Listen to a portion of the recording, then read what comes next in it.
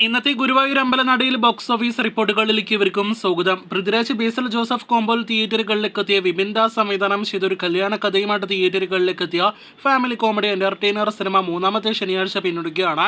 ഇപ്പോഴത്തെ മൂന്നാമത്തെ ശനിയാഴ്ചയും മികച്ചൊരു ഹോൾഡ് കേരളത്തിൽ സിനിമ നേടിയെടുത്തുവെന്ന് ട്രാക്കിംഗ് കളക്ഷനിലെ വ്യക്തം. 17ാം ദിവസം സിനിമ വെള്ളിയാഴ്ചയേക്കാൾ കളക്ഷൻ വർധനയാണ് ഇന്ന് ശനിയാഴ്ച നേടിയെടുത്തിരിക്കുന്നത്. ഇന്നലെ ഇതേ സമയം 44 ലക്ഷത്തിന് മുകളിലായിരുന്നു കേരള ട്രാക്കിംഗ് എങ്കിൽ ഇന്നത് 52 ലക്ഷത്തിന് മുകളിലേക്ക് എത്തപ്പെട്ടിരിക്കുകയാണ്. അപ്പോൾ 2 ദിവസത്തെ ഇടവേളയ്ക്ക് ശേഷം വീണ്ടും സിനിമയുടെ കേരള ഗ്രോസ് 1 കോടി രൂപയ്ക്ക് മുകളിലേക്ക് എത്തപ്പെടുകയാണ്. കഴിഞ്ഞ ദിവസങ്ങളിൽ 1 കോടിയിൽ താഴെയായിരുന്നു സിനിമയുടെ കേരള ഗ്രോസ്. കഴിഞ്ഞ 16 ദിവസത്തെ സിനിമയുടെ ആകെ കേരള വേൾഡ് വൈഡ് കളക്ഷൻ പുറത്തു വരുമ്പോൾ കേരളത്തിൽ 40 കോടി രൂപയ്ക്ക് മുകളിലും വേൾഡ് വൈഡ് കളക്ഷനായിട്ട് 80 കോടി രൂപയ്ക്ക് മുകളിലേക്കും ഗുരുവായൂർ അമ്പലനടയിൽ കളക്ഷൻ എത്തപ്പെട്ടിരിക്കുകയാണ്. ഇന്നത്തോടെ കേരളത്തിൽ 41 കോടി രൂപയ്ക്ക് മുകളിലും വേൾഡ് വൈഡ് കളക്ഷനായിട്ട് 17 ദിവസങ്ങൾ കൊണ്ട് 81-82 കോടി റേഞ്ചിലേക്കും സിനിമയുടെ വേൾഡ് വൈഡ് ഗ്രോസ് എത്തപ്പെടും.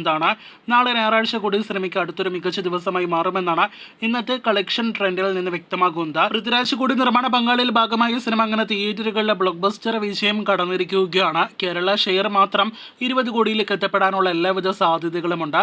അപ്പോൾ കാത്തിരിക്കൂ ഗുരുവായൂർ അമ്പലനടയിൽ എന്ന സിനിമയുടെ ഫൈനൽ വരെയുള്ള ബോക്സ് ഓഫീസ് റിപ്പോർട്ടുകൾ കേട്ട്.